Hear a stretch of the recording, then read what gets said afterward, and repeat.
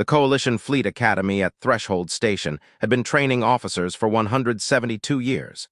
Its graduation rate was 58%, the lowest of any coalition institution and the most cited statistic in recruitment material, because everyone who finished had commanded something real within 5 years of leaving.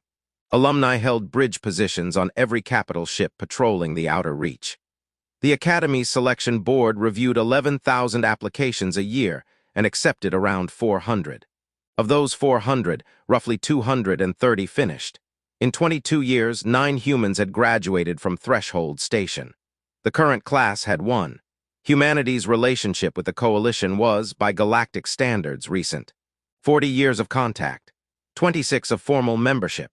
Most species in the seminar halls had grown up with stories about humans the way older civilizations tell stories about a species still finding its footing, capable in places, unpredictable in others, unproven in the places that mattered most, which in a military academy meant command experience. The Coalition trusted human engineers. It trusted human pilots. It had not yet decided, as an institution, whether it trusted human judgment under a command seal, and Threshold Station's admissions numbers reflected that hesitation with the same precision it applied to everything else. Cadet Sierra Cade was 19, from the Drift settlements. A scattering of salvage colonies bolted to dead asteroids past the Coalition's formal border, held together by barter agreements and reactor technicians who doubled as everything else a colony needed a person to be. The Drift was not Coalition territory. It received no defense guarantee, no supply contract, no formal recognition beyond a trade waiver that let its ships dock at Coalition stations without triggering border inspection protocols. Instructor Doran Ash, who processed admissions for the incoming class that year, had read Sierra's file 3 times before approving it. The first 2 readings produced a service record that did not match a 19-year-old's age. Not padded, not exaggerated, verified, time-stamped, cross-referenced against a frontier registry database that the Academy rarely had cause to query.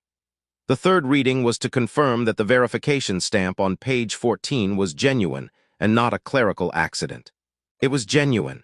He signed the approval and did not mention what he had read to anyone on the admissions board because the file had arrived with a request attached. No distribution beyond what the coursework required. Sierra arrived at Threshold Station on a transport shared with cadets from 4 other species, none of whom she spoke to for the 11-hour approach. She found her assigned quarters, unpacked a single duffel bag, and set a small magnetic command key on a worn cord beside her bunk. She did not wear it. She did not explain it.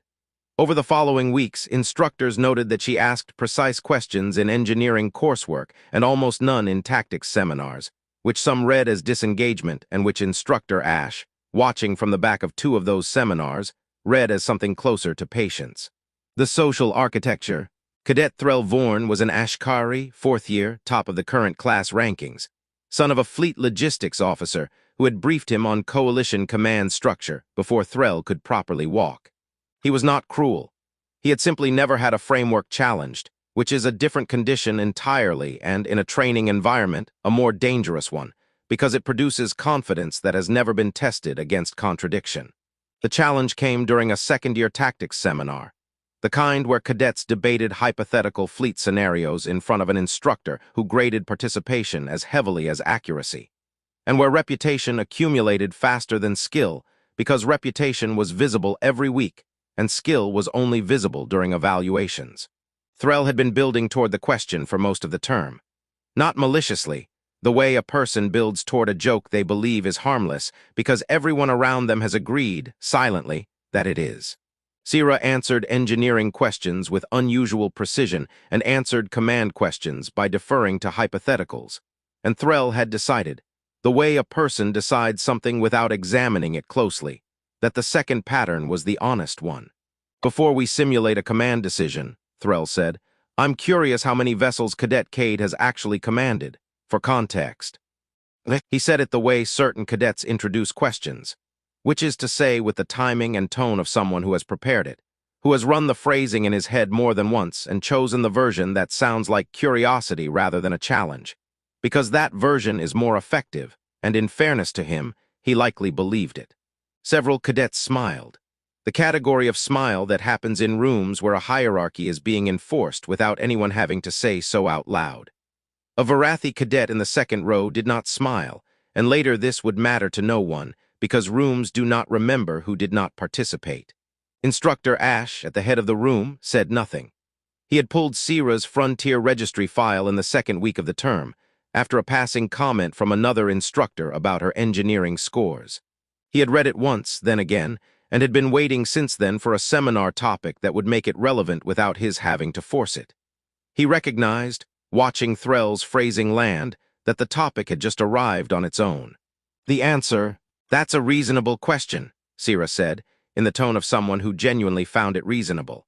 There was no performance in it, no awareness that the room had arranged itself around the assumption that the answer would be small. "Do you want the provisional command or the confirmed one?" The room did not understand the question well enough to answer it. Threll, to his credit, tried. "Whichever number is higher, I suppose." "The provisional one," Sira said, "was 1 station and 340 crew. The confirmed one is still active. It never got rescinded." Kale said a number. The smiles stopped. They stopped the way a wave stops, the ones closest to her first, then spreading outward through the rest of the room in the space of about 4 seconds, until the only sound was the seminar terminal's idle fan. Instructor Ash stood, walked to the terminal at the head of the room, and opened a file he had already queued days earlier. "Since we're discussing command experience," he said, in the precise neutrality of a good instructor, "I think it's worth reviewing the Kessa Drift incident. It's declassified, station security-grade footage. I'll walk you through it." The evidence, the footage, was not dramatic in the way Academy training simulations were dramatic. It was documentary footage, time-stamped, 7 years old, filmed by the kind of fixed security cameras that record without artistic intention, and therefore without mercy. The first clip showed a reactor containment alarm triggering on the Kessa Drift relay station, a waypoint with a crew of 340 and a command staff of 2.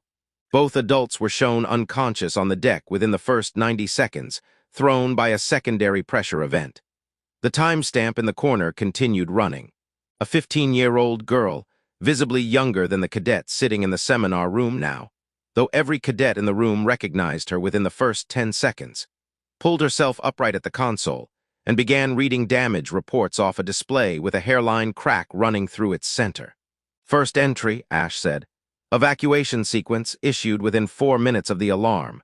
The station's chief engineer, interviewed afterward in a clip Ash included without comment, stated that the sequence Sira issued was the only one that would have cleared all decks given the containment timeline they were working against. He had run the numbers himself later, out of professional disbelief. He said this without any evident awareness that his own tone had shifted over the course of the interview into something closer to reverence. Second entry. Life support rerouted away from the bridge and into the evacuation corridors, a decision that meant the command deck ran without heat for the final 11 minutes of the incident. Sira worked through those 11 minutes visibly cold, visibly alone, without once deviating from the evacuation checklist she had built from memory because the primary systems were down and there was no time to pull the reference file. By the fourth entry, Threll was not smiling. He was watching with the expression of someone doing a calculation that was going to take longer than the seminar period to finish, and knew it, and kept watching anyway. Third entry. 340 crew cleared the station in full. The timestamp showed this happening with 90 seconds to spare before the containment threshold the engineer had calculated afterward as the true failure point. Fourth entry. Instead of following the last evacuation pod out, Sira stayed behind 2 additional minutes to manually seal a bulkhead that automated systems had failed to close. A bulkhead that, left open, would have compromised the seal on the pod bay the crew had just cleared through. The footage showed her doing this alone in the dark, with the reactor alarm still sounding behind her. Fifth entry. An administrative note, filed 11 days after the incident by the Frontier Registry. Provisional command rank granted, pending review. The review line beneath it had never been closed, not because anyone had decided against closing it, but because nobody at Threshold Station, in the 2 years since her admission, had thought to ask the question that would have required checking. The room was silent for the length of the fifth entry and for several seconds after Ash closed the file. Nobody in the seminar had spoken since the footage began. Sierra had not spoken either. She sat with her hands folded on the desk, watching the footage the way the rest of the room watched it, without any particular reaction, because she had lived it and the footage was, to her, simply an accurate record of a very long night. The closing exchange. Threll stopped at the door on his way out, the last cadet to leave, after the room had emptied around him in a silence that none of them had been taught how to break. "The provisional number and the confirmed one," he said without turning around, "are the same thing. I didn't know that." It was not an apology.